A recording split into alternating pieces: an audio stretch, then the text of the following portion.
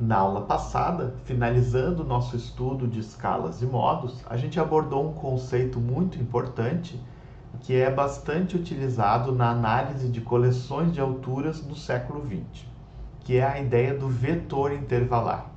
A ideia do vetor intervalar é a gente montar a combinação de todos os intervalos que são possíveis serem formados dentro de uma determinada escala. Então, por exemplo, a gente viu em aula essa relação na escala pentatônica. Vamos fazer rapidamente aqui da escala diatônica e lembrar como é que é o procedimento. Primeiro, a gente escreve a escala sem repetir a última nota. No caso aqui, eu vou escrever a escala Dó maior mesmo. Tanto faz, eu poderia fazer, por exemplo, qualquer modo da escala diatônica, o resultado dessa combinação seria igual.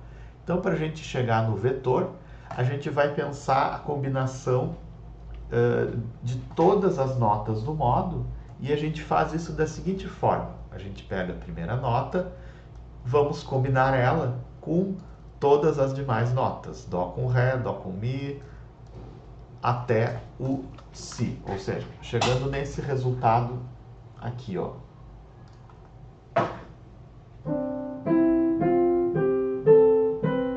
Essas são todas as combinações da nota Dó com as demais notas da escala.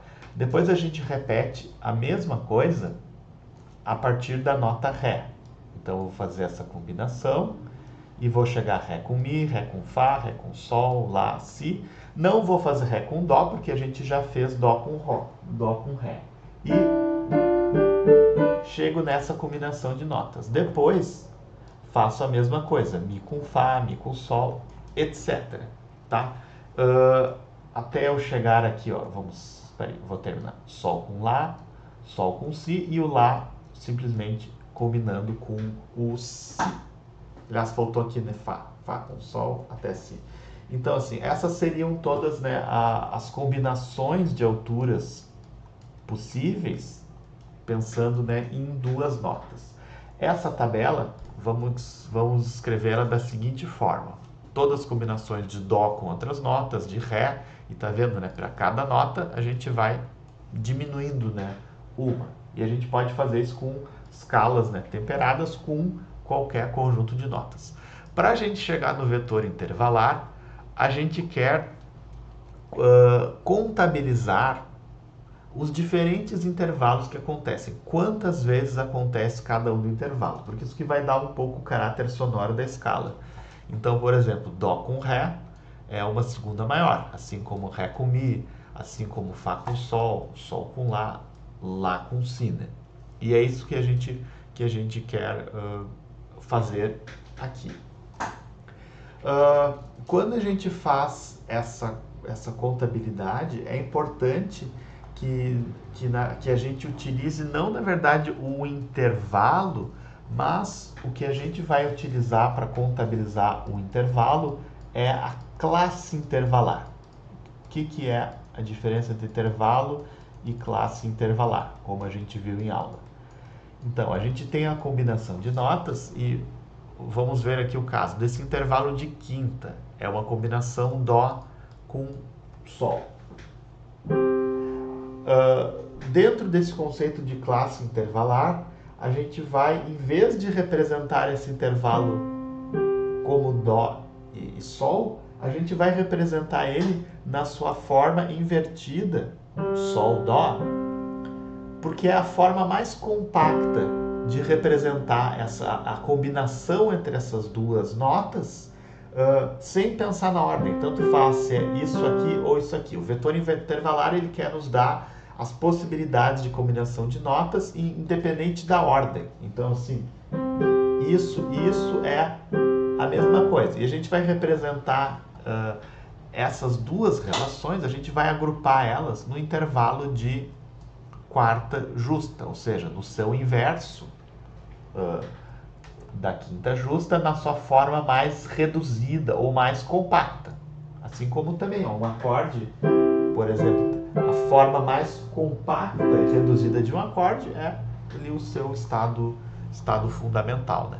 E quando a gente faz isso, o que a gente faz? Em vez de a gente ter uma categoria quartas justas e quintas justas, a gente tem uma classe intervalar composta pelas quartas justas e quintas justas, e que a gente vai representar aqui pelo número de semitons, vai ser o número 5, tá? E se a gente faz dessa forma, a gente consegue representar todas as combinações de qualquer coleção de alturas nesse vetor. O vetor é nada mais disso que um conjunto de números que nos diz quantas segundas menores, ou o seu inverso, a sétima maior, tem nessa escala, ou quantas, aqui ó, quintas justas, quartas justas, etc.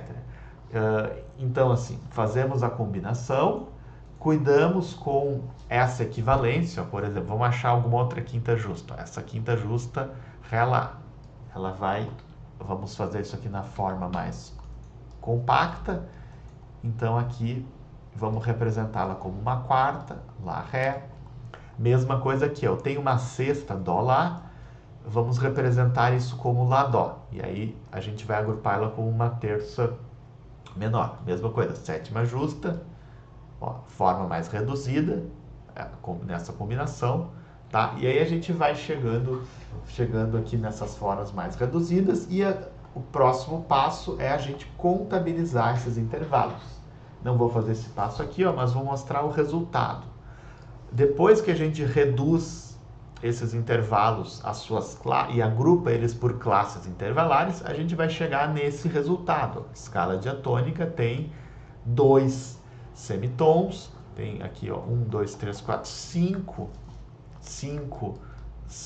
semitons, tem 4 terças menores, ó, representada por 3 semitons, 3 terças maiores, 6 quartas justas ou quintas justas, né, a depender, né, da sua disposição, e somente um trítono. E essa é a característica sonora dessa escala, que é diferente da pentatônica, que é diferente da octatônica ou de qualquer outra escala. Se eu vou construir uma melodia a partir dessa escala, então eu tenho essas possibilidades de combinações. Vê que, por exemplo, o trítono vai ser algo raro, que só vai acontecer uma vez, né? Não à toa ele tem uma importância tão fundamental aí por exemplo, no sistema tonal, né? Porque é um intervalo muito peculiar, né? Muito diferente. Então, se eu for escrever uma melodia, ou, claro, se eu for construir um sistema harmônico a partir dessa escala, essas são as relações que eu vou poder utilizar. Claro que um sistema harmônico, ele vai fazer combinações não de 2 notas, mas de 3, 4, quantas notas quiserem. E a gente não vai mapear todas as relações, porque a gente entende que essas combinações de 2 notas são o suficiente para a gente ter uma ideia da característica sonora. Uma escala que tenha muitas quintas e muitas terças maiores e menores, é quase o conteúdo predominante, a gente já pode intuir, né, que ela vai formar bastante tríades, por exemplo. E como ela tem muitas segundas maiores, ela também é uma escala boa para a gente fazer linhas melódicas muito próximas, né? E aí lembrando que na aula a gente viu aqui o trabalho do Dmitri Timokso, que pensa um pouco essa relação das escalas, diferentes, né, materiais sonoros, e como é que esses materiais também eles têm potenciais de criar consistências harmônicas, que para esse autor vai ser, digamos que, grupos de intervalos que a gente vai consistentemente enfatizar. E a gente vê, a história da escala diatônica é a história de diferentes grupos de sonoridades sendo enfatizados. Por exemplo, num primeiro momento, a gente tem harmonias como lá nos órgãos do início da polifonia, que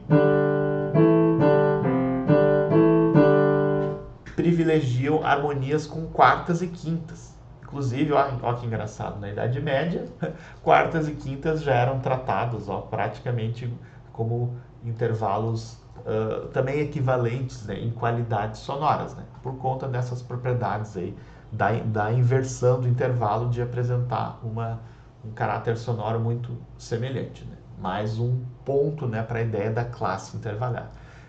Mais adiante, a gente chega lá na Renascença, uma consistência harmônicas por terças. E claro, terças e as suas inversões e suas diferentes conexões, né? Depois do tonalismo, claro, consistência por terças com inícios de tétrades, aí aos poucos, né, dentro da escala diatônica vão sendo incorporadas mais notas utilizadas, especialmente sextas, as sétimas mais brandas, que são as sétimas menores, né, como uma consonância acrescentada, até a gente chegar no século XX, que aí, digamos, se liberta, né, da harmonia triática e vai utilizar a escala diatônica e os seus diferentes modos, mas com misturas livres de intervalos, com superposições, com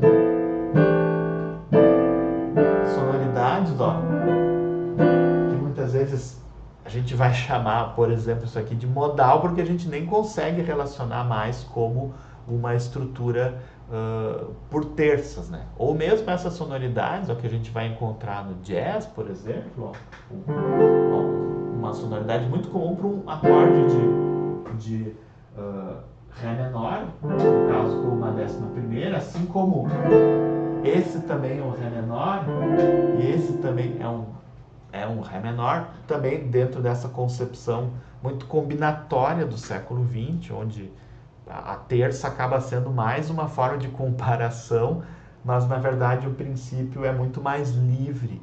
Então, só para mostrar, escala diatônica, fizemos o vetor, a gente viu uma série de propriedades e dessa propriedade resultaram diversas formas de elaboração musical. Da mesma forma, a gente pode fazer isso com diferentes tipos de escalas e sonoridades, que é o próximo exercício que a gente vai fazer e a próxima discussão sobre sobre essa relação entre materiais e sistemas harmônicos e construção de melodias.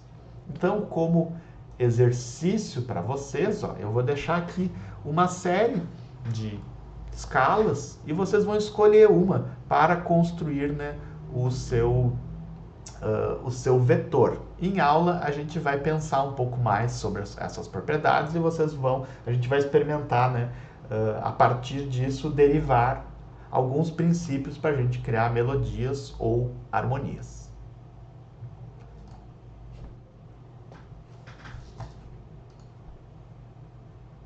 Então, essa é a lista de sonoridades, aqui uma coleção que está nesse livro do David Cope, Técnicas do Compositor Contemporâneo, que mostra aqui uma série de escalas, ou às vezes aqui no caso, modos, né, da mesma escala, no caso aqui dos nossos modos etúrgicos, todos construídos a partir da nota Dó. Então vocês vão escolher qualquer um desses e fazer o vetor intervalar. Por exemplo, quero fazer aqui, né, dessa escala e vou lá, faço essa combinação, agrupo em classes intervalares e faço, né, aquela tabela. E a partir disso a gente vai fazer uma discussão em sala de aula a respeito, né, de algumas outras possibilidades, inclusive criativas, né, a partir desses materiais.